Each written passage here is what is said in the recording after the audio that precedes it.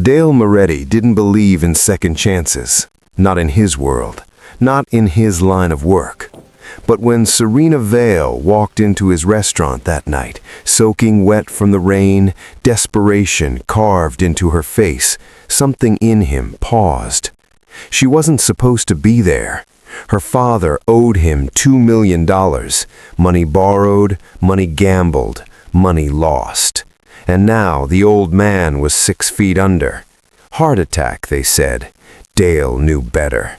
Fear had killed him. Serena stood across from his table, trembling but refusing to look away. "I'll pay it back," she said, "every cent." Dale leaned back, studied her.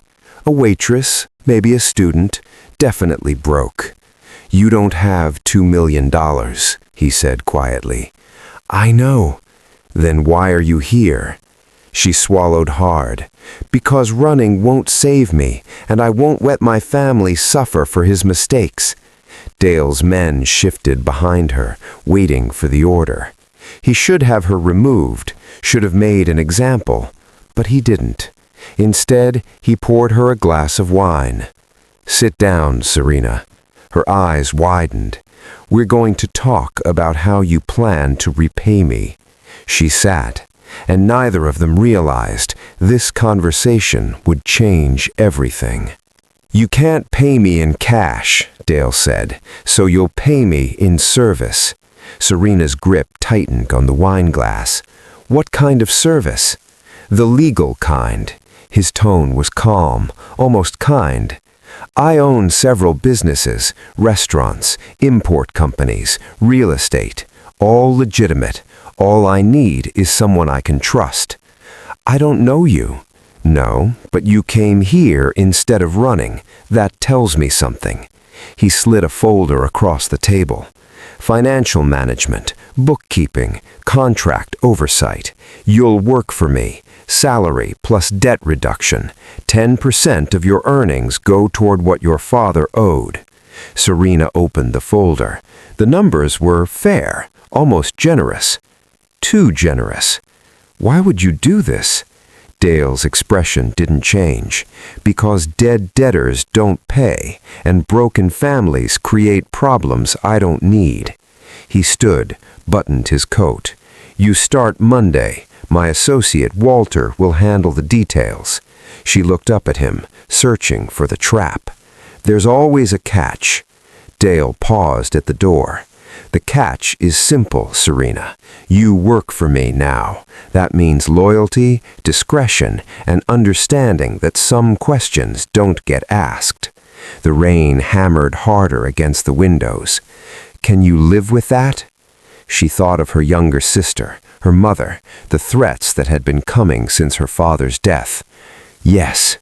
Dale nodded once and walked into the night. Behind him, Serena sat alone, wondering if she'd just made a deal with the devil, or if he'd just saved her life. Monday came too fast.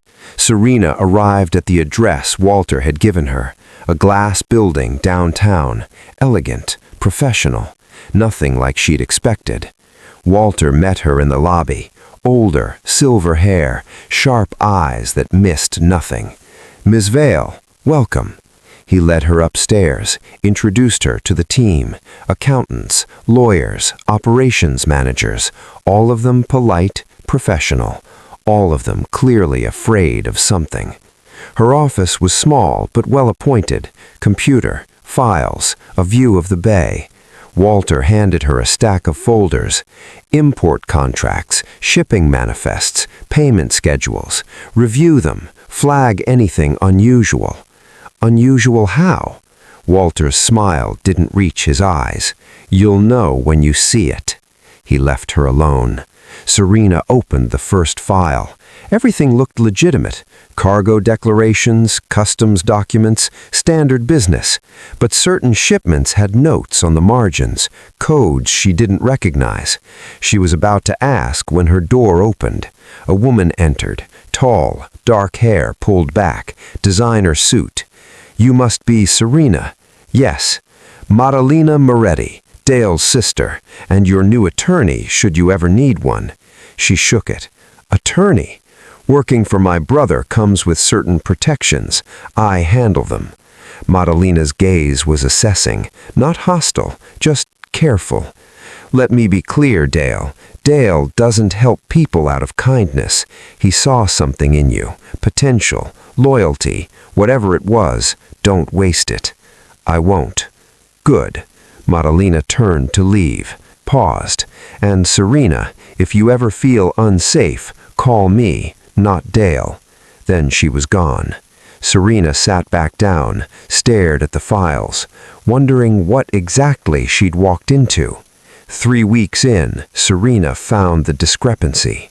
A shipping manifest from Santos, Brazil, declared cargo industrial equipment, but the weight didn't match the description, not even close.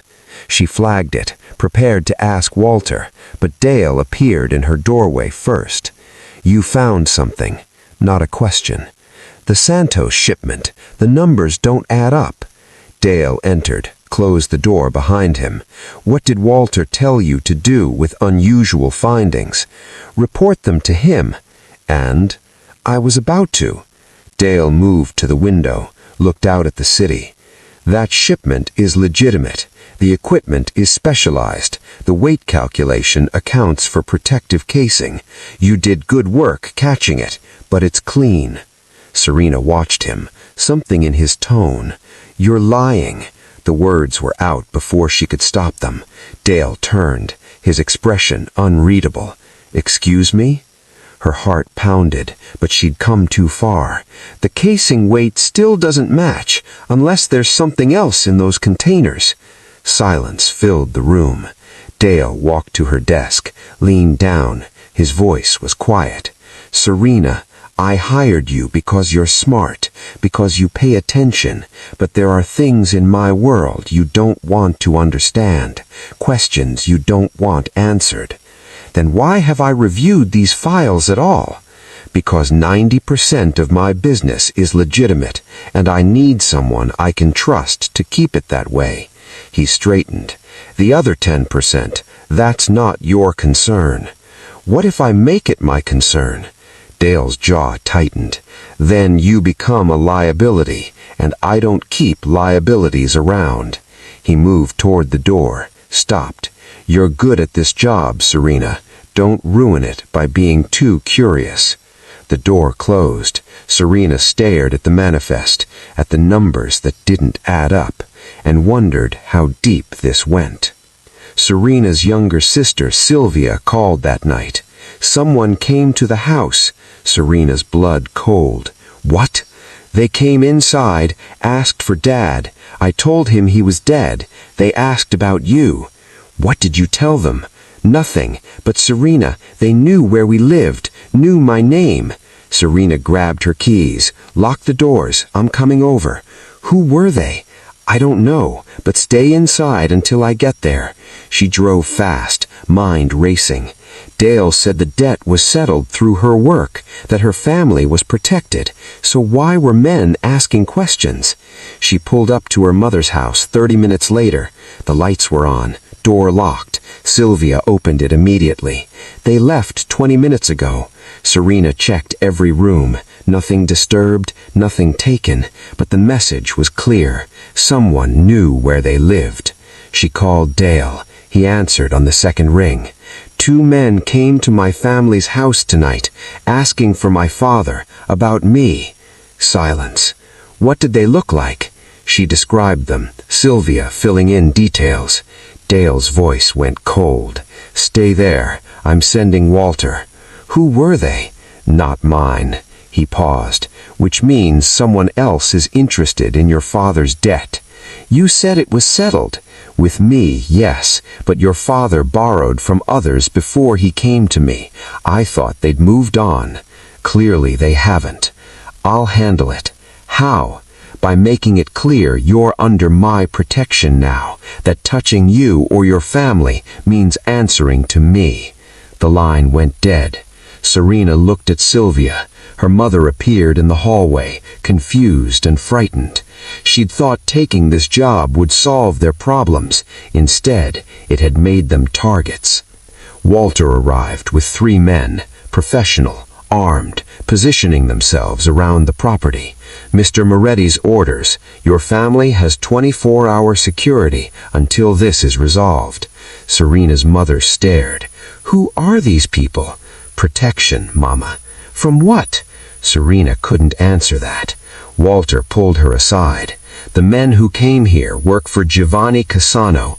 Old money, dangerous connections. Your father owed him before he borrowed from Dale. How much? Enough that Giovanni doesn't forget. What does he want? Leverage. Your father's debt died with him, but Giovanni sees an opportunity. He knows you're working for Dale now, thinks he can use you to get information. Serena felt sick. Information about what? Dale's operations. Quick pause. Tell me in the comments where you're watching from. If this story has you hooked, hit like and subscribe, because what's coming next is even more intense. Dale went to Giovanni's restaurant alone, walked through the front door like he owned it. The staff scattered. Giovanni's man appeared, weapons drawn. "Where's Giovanni?" Dale's voice cut through the silence. "You don't walk in here." "I just did. Get him, now." They didn't move. Dale pulled his phone, made a call. Within 2 minutes, every exit was blocked. Dale's people, positioned, armed. The message is clear: no one leaves. Giovanni appeared from the back office, face flushed, angry. "You bring guns into my restaurant?" "You tried to kidnap someone under my protection. We're past restaurants." Dale walked forward. Giovanni's men tensed but didn't interfere. "I warned you, Giovanni. Told you to stay away from Serena Vale. She's a debt. She's mine, and you put your hands on her." Dale stopped 3 feet away. "That was a mistake." "You're threatening me in my own place?" "I'm not threatening. I'm informed." Dale's voice dropped. "You have 2 options. 1, you leave Miami tonight, transfer your operations to your nephew in New York, and never come back. And 2, there are no 2. You leave or I'll make you leave, permanently." Giovanni laughed, but it sounded forced. "You can't touch me. I have connections, protection." "Had." Dale pulled out his phone, showed him something. Giovanni's face went pale. "Your protection retired an hour ago, very generously compensated. Your connections?" Dale pocketed the phone. "They're now my connections. You're alone, Giovanni, and attacking Serena Vale cost you everything." Silence filled the restaurant. Dale leaned closer. "You have 2 hours. Pack, leave, disappear, or my people make sure you never threaten anyone again." He turned, walked toward the door. "This isn't over," Giovanni called out. Dale paused, looked back. "Yes, it is." His men followed him out, left Giovanni standing in his empty restaurant, realizing he'd lost. Serena was at Dale's house when he returned, sitting on the terrace, bandage on her temple, wine untouched. He came straight to her, checked the injury. "You should be resting." "I couldn't rest until I knew you were safe." "I'm fine." "Did you—" "Giovanni's leaving Miami tonight. He won't be coming back." Dale sat beside her, exhaustion showing through his usual control. "I'm sorry. This happened because of me, because I was involved with you." "No," Serena turned to face him. "This happened because of my father, because of debts and choices made before I met you. You didn't create this situation, Dale. You protected me from it. I should have done it sooner. You did what you could when you could." She took his hand. "Thank you for tonight, for all of it." Dale's fingers tightened around hers. "I meant what I said before. You're not just an employee, not just someone I'm protecting. Then what am I?" He met her eyes, honest, vulnerable in a way she'd never seen. "Someone I can't imagine losing." The confession hung between them. Serena leaned forward, kissed him, gentle, certain. When she pulled back, Dale's expression had shifted, softer, more open. "This complicates things," he said quietly. "Everything's already complicated." "True," his hand cupped her face. "But this, us, I want to do this right, not because of debt or obligation, but because it matters. It does matter. He kissed her again, deeper this time. The ocean crashed below, stars scattered across the sky, and for the first time in months, Serena felt safe. Not because of the security guards or the locked doors, but because of the man holding her, the one who'd saved her, and the one she was beginning to realize she might save in return. 6 months later, Serena's role had evolved beyond bookkeeping. She managed 3 of Dale's legitimate businesses, negotiated contracts, built relationships with vendors. Her family was safe. Sylvia was in college. Their mother finally slept without fear. And Dale had become her partner in ways she'd never anticipated. Tonight, he'd asked her to meet him at the restaurant, the same one where they'd first negotiated. She arrived in evening clothes, confused but curious. The place was empty except for one table, candles, wine, the same seat where she'd sat that rainy night. Dale appeared from the kitchen, suit perfectly tailored, expression nervous in a way she'd never seen. "What's this?" she asked. "A conversation." He pulled out her chair. "About the future." They sat. He poured wine. "When you walked in here 6 months ago, I thought I was making a business decision, solving a problem efficiently. And I was wrong. I wasn't solving a problem. I was starting something that would change everything I thought I wanted." Dale reached across the table, took her hand. "I made you want a life beyond this, beyond the violence and calculations. You made me want mornings and dinners and conversations about nothing important." Serena's heart was racing. "I love you, Serena, and I want to build a future with you, a real one, not based on debt or obligation, but by choice." He stood, pulled out a small box. I opened it. A ring, simple, perfect. "Marry me, not because you owe me, but because you want to." Tears blurred her vision. She thought about that night, soaking wet, terrified, desperate, about every moment since, the danger, the protection, the unexpected love that had grown between them. Yes. Dale's smile transformed his face, relief and joy mixing. He slipped the ring onto her finger, pulled her close, kissed her like it was the only thing that mattered. Outside, Miami continued its endless rhythm, but inside this restaurant, 2 people who'd saved each other made a promise to build something that no debt could touch, something real, something permanent. The wedding was planned for spring, small ceremony, family only, somewhere safe and private. Serena had never been happier, which is when the letter arrived. Plain envelope, no return address, left on her car windshield. She opened it in the parking garage. One sentence. "Your father wasn't the only one who owed debts." Ice flooded her veins. She called Dale immediately. "We have a problem." He met her within minutes, read the letter. His expression darkened. "This isn't Giovanni. He's gone." "Then who?" Dale pulled out his phone, made calls, short, urgent. Walter appeared 20 minutes later with a file. "Your father's history, complete records, including debts we didn't know about." Serena read through it. I felt sick.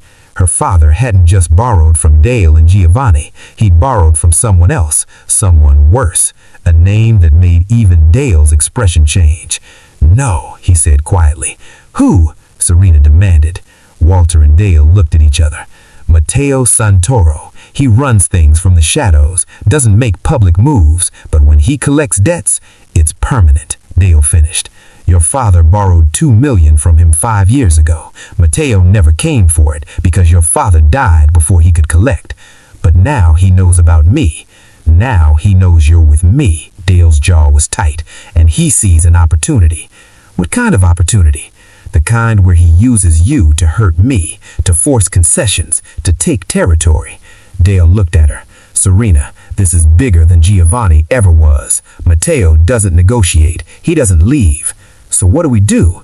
Dale's hand found hers, steady despite everything. "There's one way out, one option Matteo didn't anticipate." "What?" "We expose him. Everything. His operations, his connections, his money laundering. We burn his empire down from the inside." Serena stared. "That's suicide." "It's the only way. Matteo operates in darkness. If we bring him into light, force the authorities to act, he loses his power. And we lose everything too. Dale didn't deny it. Yes, the investigation will touch my businesses too. I'll lose territory, contracts. I might face charges myself. He squeezed her hands. But we'll survive. We'll rebuild, and we'll be free of him. There has to be another way. There isn't. Dale's voice was certain. I've looked at every angle. This is it. Serena thought about her father, about the debts that never died, about Dale, this man who'd offered her everything. If we do this, she said slowly, we do it together. I'm not watching from the sidelines. Serena? No. This started with my father, his mistakes. If we're ending it, I'm part of that. Dale studied her, saw the determination. All right, together. He pulled her close. But when this is over, when Matteo is gone and the dust settles, I want our wedding. I want that life we planned. You'll have it, I promise. They held each other in the darkness, knowing the battle ahead would cost them everything, but believing they could survive it together. The evidence took 3 weeks to compile. Bank records, shipping manifests, testimony from former associates whom Matteo had burned. Serena worked alongside Dale's lawyers, building the case, making it airtight. Marilena coordinated with federal prosecutors, negotiating immunity for Dale in exchange for cooperation. This will work, she told them. Matteo's made enemies. They want him gone. You're giving them the weapon. The day they submitted everything, Serena barely breathed, waited for retaliation, for Matteo to strike before the authorities moved. But he didn't. He vanished, went underground before the warrants could be served, left his empire fractured, his people scrambling. The power vacuum was immediate and violent. Other families moved in, claimed territory, eliminated Matteo's lieutenants. Within a month, his network had collapsed. If you enjoy watching this, please like and subscribe, and I will see you on the next one.